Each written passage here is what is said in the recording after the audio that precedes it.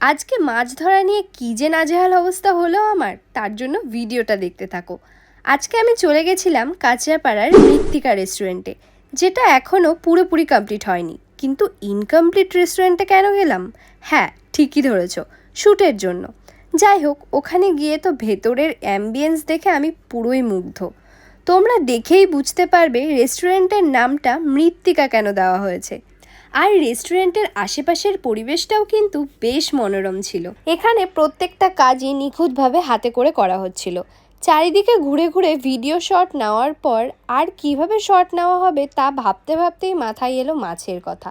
যাওয়া হলো মাছ ধরতে। তারপর অনেক স্ট্রাগলের পর শ্যুটটা শেষ করে গেলাম রেস্টুরেন্টে। আজকের শ্যুটটা অনেকটা তাড়াতাড়ি যেহেতু শেষ হয়ে গেছিলো, তাই আমার মুডটাও খুব ভালো ছিল। তারপরে বাড়িতেও পৌঁছে গেলাম। So that's it for today, by.